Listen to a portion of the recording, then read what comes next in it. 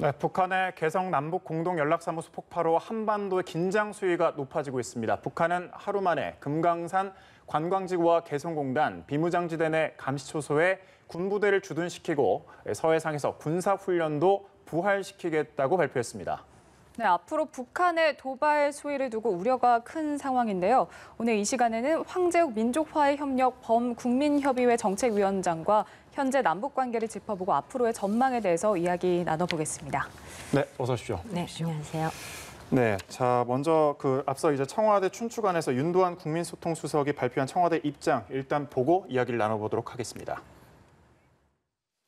네, 문재인 대통령은 지난 15일 6.15 공동선언 20주년 기념사 등을 통해 현 상황에 대해 언급했습니다. 전쟁의 위기까지 어렵게 넘어선 지금의 남북 관계를 후퇴시켜서는 안 되며 남과 북이 직면한 난제들을 소통과 협력으로 풀어나가자는 큰 방향을 제시한 것이었습니다.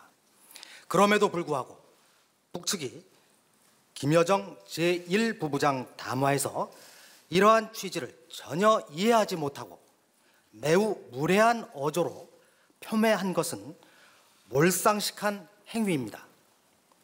이는 그간 남북 정상 간 쌓아온 신뢰를 근본적으로 훼손하는 일이며 북측에 이러한 사리 분별 못하는 언행을 우리로서는 더 이상 감내하지 않을 것임을 분명히 경고합니다. 북측은 또한 우리 측이 현 상황 타개를 위해 대북 특사 파견을 비공개로 제의했던 것을 일방적으로 공개했습니다. 이는 전례 없는 비상식적인 행위이며 대북 특사 파견 제안의 취지를 의도적으로 왜곡한 처사로서 강한 유감을 표명합니다. 최근 북측의 일련의 언행은 북측에도 전혀 도움이 되지 않을 뿐만 아니라 이로 인해 발생하는 모든 사태의 결과는 전적으로 북측이 책임져야 할 것입니다. 특히 북측은 앞으로 기본적인 예의를 갖추기 바랍니다. 이상으로 국민소통수석의 브리핑을 마치겠습니다. 네, 질문 주시면 답변 드리겠습니다. 네, 청와대 입장 같이 이제 듣고 왔는데요. 자, 내용을 보면 북의 사리 분별 못하는 태도, 우리로서는 더 이상 감내하지 않을 것이다. 또 전례 없는 비상식적인 행위이며 대북 특사 파견자의 취지를 의도적으로 왜곡한 처사로서 강한 유감을 표명한다. 이런 메시지를 좀 강하게 내보였습니다. 자, 청와대 이번 메시지 좀 어떻게 보셨습니까? 네, 이번 메시지는 우리도 할 말은 짚고 넘어가야 되겠다 그래서 저는 나름 굉장히 이 시점에서 해야 된 발표라고 생각이 들고요. 이제 구체적으로 이러한 북한에 대한 어떤 경고 메시지를 보내고 나서 앞으로 우리가 한반도의 군사적 긴장을 완화시키는 우리의 할 일, 우리 정부가 해야 될 일은 차근차근 하나 둘씩 해나가는 것이 지금 현 상황을 타개하는 하나의 방안이라고 생각됩니다. 하나하나씩 해나가야 된다. 네. 남북 공동 연락사무소 이제는 좀 과거가 돼버렸는데 이렇게 폭파가 된 상황. 남북 공동 연락사무소가 그럼 갖는 의미는 그동안은 어떤 거였습니까? 한반도 남북 간의 평화의 장이었죠. 그런데 이제 북한이 예전에 보면 2008년에 영변 냉각탑을 폭파하고 2018년에 풍계리 핵시험장을 폭파한 전례가 있습니다. 이런 건 뭐냐면은 정치적인 이득을 위해서 상징적이고 어떤 시각적인 조처들을 취한 전례가 있기 때문에 이번에 남북 공동 연락사무소를 폭파했다는 것은 문재인 정부와의 2018년부터 진행되어 왔던 김정은 위원장과 문재인 대통령과의 화해 협력에 대한 거를 끝내겠다라는 어떤 상징적인 의미를 가지고 있다. 그러한 행동을 갖다가 취한 것이다라고 볼 수 있는 측면도 있고요. 그 다음에는 사실 이러한 행동들이 김여정 부부장 담화 4일부터 16일까지 계속된 어떤 예고된 거였기 때문에 예고된 악재지만 이 경제적 측면, 경제 분야에서 쓰는 말이 있더라고요. 예고된 악재는 악재가 아니다. 예고된 악재는 악재가 아니다. 네, 그렇기 때문에 어떻게 저희가 역발상을 해서 생각을 해볼 경우에는 지금과 같은 악재를 우리가 남북 관계가 새로운 단계로 한 단계 발전할 수 있고 나아갈 수 있는 전환점이 될 수 있다라고도 볼 수 있는 부분입니다. 네. 북한에서 사실 어제까지만 해도 남북 합의로 비무장화된 곳에 군대를 다시 보내겠다라고 이야기를 했었죠. 그래서 이 비무장화된 곳이 어디냐 이런 이야기가 있었는데 오늘은 조금 더 구체화를 해서 금강산과 개성공단의 군부대를 전개하겠다고 했습니다. 이 남과 북의 관계가 좀 원점으로 다시 돌아갔다라고 해석을 해야 할까요? 그렇죠. 오늘 아침 총참모부 대변인이 발표를 했는데 좀 더 세부적인 예고된 액션 플랜을 발표를 했더라고요. 네. 개성공단과 금강산의 군부대를 재주둔시키고 대남 전단 살포도 주민들이 적극적으로 할 수 있는 군사적인 조치와 안전 대책을 강구하겠다라는 내용이 있습니다. 네. 개성공단이 설립이 될 당시 김정일 위원장이 그 당시가 북한이 굉장히 경제적으로 어려웠기 때문에 선군 정치를 펼쳐나가고 있었거든요. 그러니까 군이 먼저이고 군부의 입김이 굉장히 셌었습니다. 네. 그러한 군부의 반대를 무릅쓰고도 개성공단을 연 것입니다. 네. 그러한 상황에서 지금 개성공단에 다시 지금 현재 3개 사단이 있었었는데 그것보다 더 큰 여단급 군 부대를 배치를 하고 네. 또 새롭게 북한이 개발한 초대형 방사포를 비롯한 화력 군부대까지도 해서 요소화하겠다라는 얘기를 했고요. 그다음에 금강산 관광이 시작되기 전에 북한의 잠수정 기지입니다. 거기에 네. 군함과 잠수정들이 정박해 있는 기지였고 금강산이 개방이 되면서 원산항으로 그 잠수정 기지가 밀려나 있었습니다. 그러한 것들이 모두 다시 원상 복귀된다라는 의미가 있는데 그런데 20년 전 6.15 공동 성명 이전과 비교했을 때 지금 상황은 좀 더 다르다라고 볼 수 있는 점이 네. 북한이 그동안 굉장히 핵무력 억제를 강화시켜 왔거든요. 네. 그러한 것이 20년 전과 비교했을 때 차이라면 차이라고 볼 수도 있는 측면입니다. 네, 여기와 관련해서 북한이 계속해서 이렇게 보이고 있는 액션, 행동들은 9.19 군사합의를 파기하겠다, 약간 이런 부분을 계속해서 시사를 하고 있는데 우리 군도 실제 행동에 옮겨질 경우 북측은 반드시 그에 대한 대가를 치르겠다라고 앞서 이제 또 발표를 했습니다. 국방부에서. 이건 좀 어떻게 보셨습니까? 지금 수사적인 주고받는 예. 언쟁들은 지금 굉장히 강도가 셉니다. 네. 그런데 사실상 그러한 말대로 한반도에서 어떤 군사적인 실질적인 충돌이 일어날 수 있는 가능성은 지금 현재로 제 생각으로는 예. 없다라고 봅니다. 그러니까 국지전으로 이제 NLL을 침범을 한다거나 네. 또 미사일을 발사를 한다거나 지금까지 북한이 해왔던 구체적인 도발 정도에서 도발이 일어날 수 있는데 사실은 9.19 군사 분야 합의 이후에 네. 북한이 어떤 구체적인 도발이 없었던 거거든요. 그러니까 지난번 3월에 3발의 단거리 미사일을 발사했지만 우리나 미국이나 사실 그냥 지나간 측면이 있었습니다. 왜냐하면 그거는 북미 대화와 남북 대화에 대한 어떤 여지를 남겨두기 위해서 단거리 미사일을 실험한 거에 대해서는 저희가 그때 언급을 안 했었거든요. 그런데 이제 우려되는 점은 뭐냐면은 네. 아까도 말씀을 드렸지만 북한이 우리가 대북전단 살포에 대응해가지고 대남전단 살포를 하겠다라는 네. 것인데 그것이 NLL, 지금 NLL을 통해서 북한 주민을 가장한 군인들이 넘어오게 되면 우리가 사실 북한 주민인데 대응할 수 있는 여지는 없거든요. 그러면서 이제 경비정이라든가 포병들 준비를 해놓고 네. 그 지역의 군사적 긴장이 고조가 되어 있을 때는 사실 접경 지역에 있는 우리 주민들의 생활이라든가 그런 여러 가지 안전에 문제가 있기 때문에 과연 그러한 상황이 돌발이 됐을 때 네. 우리 군이 어떻게 대응을 할 것인가 지금 굉장히 우려되는 부분입니다. 연락사무소 폭파도 그렇고 대남 전단 관련해서 얘기도 그렇고 계속해서 북한은 메시지를 내놓을 때 그 노동신문에도 싣고 있거든요. 네. 북한의 전 주민이 볼 수 있는 노동신문. 이것도 뭐 특별한 의미를 부여해 볼 수 있을까요? 지금 김여정 제1부부장 담화를 통해서 보여지는 부분들은 뭐냐면은 노동신문의 주민들한테 알림으로써 한마디로 이것은 자기네들의 국론을 모아서 지금 하는 행동이다라는 어떤 명분 쌓기를 하고 있는 것 같고요. 네. 두 번째로는 김정은 위원장이 민생 행보에 굉장히 주력을 하고 있고 대북 제재로 인한 경제와 어떤 민생의 그 열악함을 갖다가 극복하기 위해서 노력을 하고 있는데 남한이 그러니까 제대로 남북 관계가 이루어지지 않고 있고 활발하게 교류 협력이 이루어지지 않는 탓을 우리 남한 측에 돌리는 것을 주민들도 알아야 될 필요가 있다라는 차원에서 노동신문에 공개적으로 아주 즉각적으로 보도를 하고 있는 것으로 보여집니다. 네. 그렇기 때문에 이번에 이 대북 전단 살포로 발단이 된 지금 현재까지 이루어진 여러 가지 이 전개 상황은 앞으로도 북한의 노동신문을 통해서 주민들한테 일일이 다 알게 아마 전달이 될 것으로 예측합니다. 네.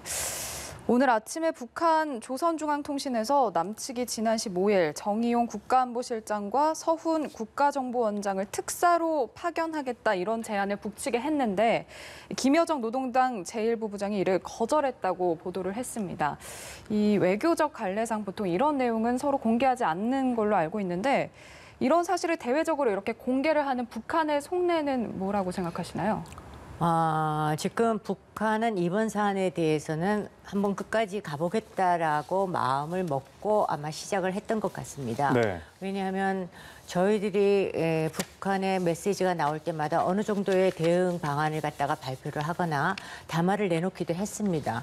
그러한 것들을 전혀 고려하지 않은 상황으로 굉장히 빠르게 모든 일들이 진행되고 있어서 지금 청와대나 우리 뭐 통일부, 주무부처나 여러 가지로 대응하기에 굉장히 버거울 수 있습니다. 네. 왜냐하면 북한과 우리의 그 체제는 사실상 다르잖아요. 북한은 김정은 위원장이 한마디로 명령을 내리면 네. 그대로 즉각적으로 시행이 되는 체제를 가지고 있고 우리는 어떻게나 그래도 국회를 통하거나 주민 여론들을 다 반영을 해가지고 어떤 절차라는 것이 있지 않습니까? 네. 그러한 절차를 무시하고 그런 절차를 분명히 북한도 알고 있을 텐데 그러한 절차를 무시하고 지금 일련의 이러한 행동들을 보이는 거는 자기네들이 목표한 데까지 갈 때는 아마 정신없이 우리 정부를 내모으는 그런 행동으로 나갈 것으로 예측합니다. 네. 근데 또 우리 정부 입장에서 보면은 이제는 대북 특사 카드를 쓸 수가 없게 된 상황이지 않습니까? 그래. 네. 또 저희에게 또 남은 카드는 어떤 게 있을까요? 저는 예전에도 말씀을 드렸지만 특사 카드를 쓰려면은 북한이 아니라 미국에 써야 된다라고 누누이 생각을 해왔습니다. 그런데 오늘 아침에 저도 북한에 특사를 15일 날 보냈었다. 그거를 갖다가 김여정 부부장이 발표를 했다. 굉장히 결례죠. 외교적인 아주 결례입니다. 그러니까 네. 지금 뭐 막무가내식으로 저희 정부를 몰아붙이고 있는데 이러한 상황에서 저희가 해야 될 일은 지금 남북 간에 소통할 수 있고 할 수 있는 카드는 사실 거의 없다라고 볼 수 있습니다. 그렇기 때문에 우리는 미국, 중국, 그 외에 일본과 러시아를 통해서 어떤 외교적 해법을 우선 찾아야 되고요. 네. 적극적으로 지금 남북 우리 한반도의 상황이 이러니까 트럼프 행정부한테도 어느 정도의 우리가 다시 긴장과 군사적 긴장으로 20년 전으로 돌아갈 수 없다. 그렇기 때문에 남북 문재인 정부가 그 하고 있는 역할에 대해서는 오늘 미국 그 행정부 고위 당직자도 말했지만 협력하고 있다, 잘하고 있다라는 얘기를 했거든요. 네. 그런 거는 보면은 그러면 우리가 재량권을 좀 달라. 더 이상 우리 남북 관계가 대결과 파국으로 가는 것을 우리가 원하지 않고 있는데 일단 미국의 국내적인 정치 상황이 북한의 신경을 못 쓴다면 우리가 미국과의 보조를 어느 정도 맞춰가면서 하되 우리한테 재량권을 주면 우리가 남북 관계를 다시 한번 시작을 해보고 어떻든 복원을 하도록 노력하겠다라는 거를 미국한테 아마 특사를 통한 어떤 메시지를 전달해야 되고요. 또 중국한테는 지금 미중 간에 그 굉장히 사이가 안 좋잖아요. 굉장히 갈등 관계이고 군사적인 긴장도 고조되어 가고 있는 입장이지만 북한과 중국의 관계를 생각했을 때 중국을 활용하는 외교적 해법도 중요하다라고 생각을 합니다.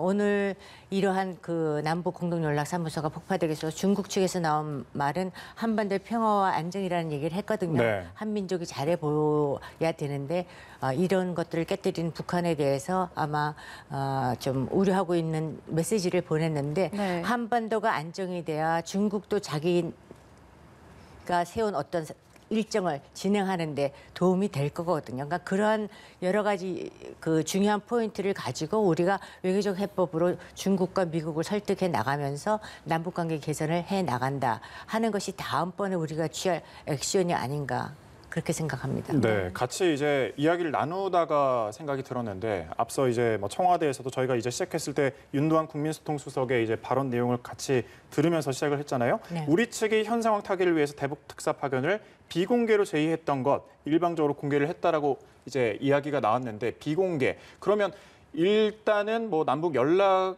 그 사무소가 일단 그 폭파된 상황. 공식적인 뭐 연락 수단은 일단 없는 거잖아요. 그런데 어떤 한 라인으로 이렇게 연락이 가능한 건가요? 그렇죠. 이런 경우에는 예. 그거 9일날 통신선을 다 이제 끊어버렸지만 한 라인 정도는 아마 있을 거다라고 예측을 하고 있습니다. 완전히 다 끊은 건 아니지만 그렇지만 이제 군사적인 우발적 충돌이 일어나거나 그러면은 이제 군끼리 서로 통할 수 있는 그런 통신선은 이제 형식적으로는 끊어져 있는 예. 거죠.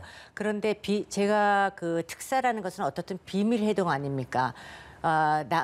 국가와 국가 간의 어떠한 그 외교적인 문제를 해결하는 데 있어서 공식적으로 모든 그 국민들이 알 수 있는 회의나 회담도 있지만 네. 어떻게 보면 실질적으로 도출해낼 수 있는 거는 비밀 회동도 굉장히 큰 역할을 하고 있기 때문에 그거는 당연히 저는 할 수 있는 일이라고 생각을 합니다. 근데 그것도 우리한테 알리지도 않고 지금 알릴 형편도 알 마음도 없겠지만 네. 북측 입장에서는 그걸 즉각적으로 2일 만에 공개했다라는 것은 좀 굉장히 우리 입장에서는 불쾌하고 무리하게 생각이 드는 부분이죠. 네. 지금 상황을 보면 김정은 위원장은 전면에 나서지 않고 있고 네. 백두혈통 김여정 제1부부장 계속해서 전면에 나서서 목소리를 내고 담화를 발표하고 있는데 이건 좀 어떤 의미로 볼 수 있을까요? 오늘까지의 상황에서 네. 저희가 그래도 희망적으로 볼 수 있는 거는 김정은 위원장이 직접 어떤 메시지라든가 남북관계에 대한 메시지라든가 담화를 내놓지 않았다는 거. 네. 그리고 트럼프 대통령도 지금 굉장히 조용하죠. 그거는 여러 가지 함축된 의미들을 담고 있는데 네. 일단 악역은 김여정 제1부부장이 맡아서 하도록. 그러니까 대리인 역할을 하면 나중에 정책 결정권자는 그때 뭐 어땠었다 그게 아니었다라고 말을 할 수 있는 익스큐즈 할 수 있는 어떤 여지가 네. 남겨 있지 않습니까? 그렇죠. 그리고 트럼프 대통령도 조용한 이유는 북미 관계의 어떤 그 여지를 북측에서도 남겨두고 싶고 트럼프 대통령도 지금까지 자기의 재임 동안에 두 차례의 북미 정상회담과 지난 2019년 6월에 판문점에서의 깜짝 회동, 그때도 아주 생생하게 기억이 나는데 그런 것들을 굉장히 자신의 그 치적으로 선전을 해왔습니다. 솔직히 말해서 미국의 역대 대통령들이 수십 년간 풀지 못했던 그 난제를 트럼프 대통령의 개인기로 사실 굉장히 극적으로 그 연출하거나 진행했던 부분이 있었거든요. 그런데 그 후에 실질적인 어떤 그 알맹이 있는 조치들이 따라와 주지 않았기 때문에 북한도 사실은 실망을 했을 거고요. 우리들도 거기에 맞춰서 사실 보조를 맞춰간 네. 측면도 있습니다. 네. 그렇기 때문에 지금 조금 희망적이다라고 할 수 있는 거는 트럼프 대통령의 어떤 반응이 없고 또 네. 미국 국무부도 국방부죠. 국무부나 정부에서는 어떤 멘트를 말했는데 국방부는 언급이 없어요. 그거는 뭐냐면은 군사적인 충돌에 대해서는 네. 다 우려하고 있다라는 거죠. 될 수 있으면 군사적 충돌은 막자라는 뜻은 분명히 있는 것 같습니다. 네. 이 남북 관계가 경색 국면을 이어가고 있는 만큼 앞으로는 이 상황을 좀 극복하고 남북 관계 이 갈등을 완화하기 위해서 그럴 만한 계기가 있을까요? 좀 어디에 있다고 생각하시나요? 사실 지금 평통에 제가 있기도 하지만 2032 남북 공동올림픽 추진하는 거에 굉장히 저희가 열의를 갖고 희망을 갖고 움직였습니다. 남북 공동 올림픽이요? 네, 2032년에 우리가 남북이 공동으로 올림픽을 개최하자.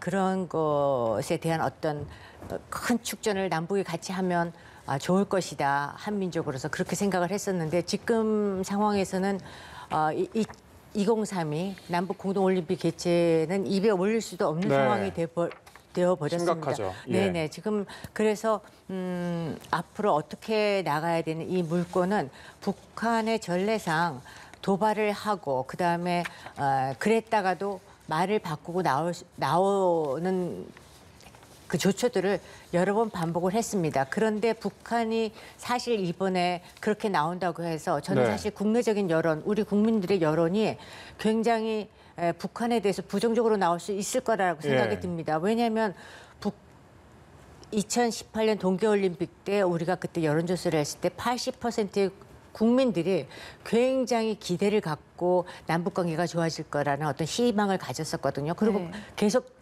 긍정적으로 진행이 되어 왔었습니다.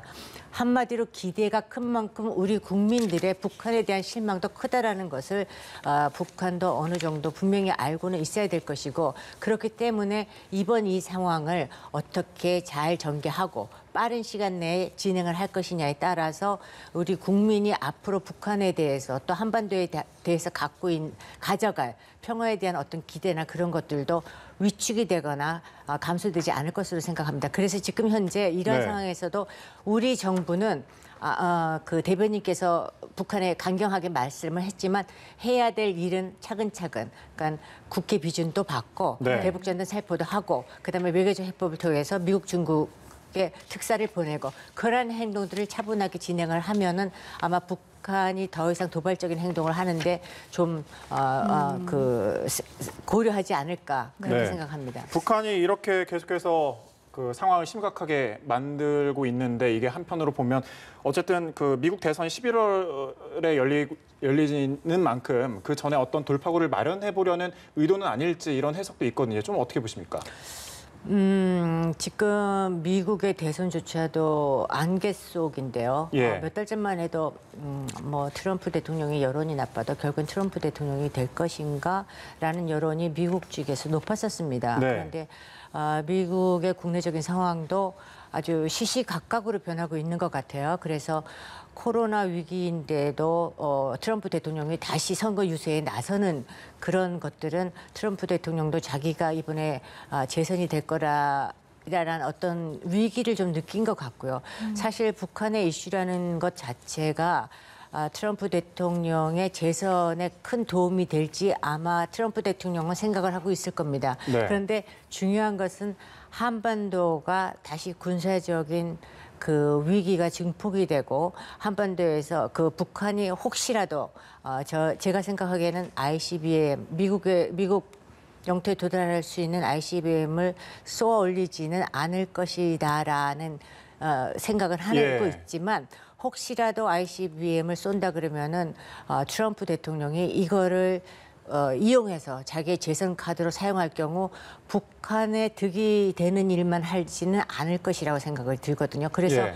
북한도 그러한 카드는 지금 사용하지 않고 있는 것으로 보입니다. 네, 네. 대외적으로는 약간 뭐 그런 메시지도 있을 수 있겠지만 북한 내부 상황이 또 궁금합니다. 어떤 상황으로 좀 예측을 해볼 수 있을까요?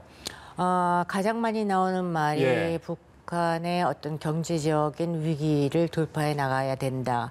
3년 지금 대북 제재가 3년 차에 들었고 코로나 때문에 북중 국경도 폐쇄가 되어 있는 상황에서 경제가 굉장히 안 좋다. 하다못해 이제 뭐 1990년대 중반에 심연한 위기까지는 안 가더라도 김정은 위원장이 계획했던 경제 개발에 대한 어떤 일정들이 한치도 한 발도 나가지 못하는 상황에서 김정은 위원장은 계속적으로 관료들을 다그치고 또 젊은 친구들한테는 너희들이 계속 엄마 품에만 있을 것이냐 그런 식으로 주민들을 독려해 나가는 와중에 김여정이 대북전단 살포를 빌미로 해서 지금까지 네. 사태가 진행이 된 거거든요.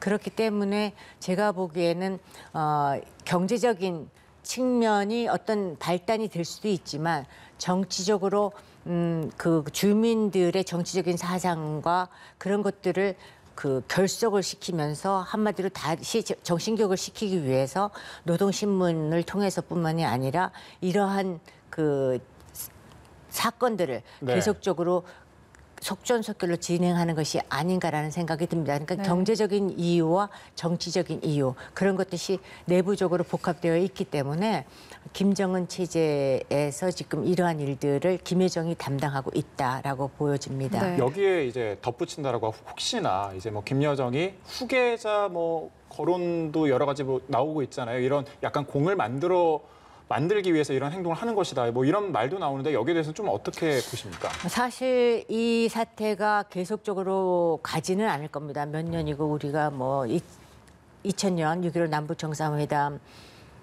6.15 공동선언 이전에 돌아갈 수도 있다라고 하지만 제가 보기에는 북한에 과연 이러한 상황을 계속적으로 오랫동안 끌고 갔을 때 북한에 득이 될 수 있을까라는 문제를 생각해 보는데 북한에 전혀 득이 되지 않을 것입니다. 네, 그런데 지금 이번에 이러한 일련의 상황은 김여정이라는 인물이 전면전에 나서고 네. 실질적으로 김여정이라는 사람의 그 어떤 그 북한 내부에서의 권력을 다지는 가장 득을 본 사람은 김여정이다라고 생각이 듭니다. 네. 지금 이러한 여러 가지 상황에서 김정은 위원장이야 북한 전체를 갖다가 그 관리해 나가는 입장에서 어깨가 무거울 수도 있습니다. 근데 이제 김여정 위원장 같은 경우에서는 그 부담을 오빠 김정은 위원장한테 이제 부탁을 이렇게 맡기고 자기는 오히려 득을 볼 수 있는 득을 봤다라고 생각이 들기 때문에 우리도 180억이나 들인 연락사무소가 예. 폭파가 되고 지금 국민들이 어떤 그 불안해 군사적인 그 긴장감이 고조돼서 불안감에 떨고 있잖아요. 그러니까 네. 가장 이 상황에서 득을 본 사람은 김여정이다라는 생각을 하게 됩니다. 네. 네, 한반도 상황이 좀 긴박하게 움직이는 만큼 계속해서 예의주시해서 지켜봐야 할 것 같습니다. 네, 지금까지 황재욱 민족화해협력 범국민협의회 정책위원장과 함께 현재 남북 관계에 대해서 알아봤습니다. 고맙습니다. 고맙습니다.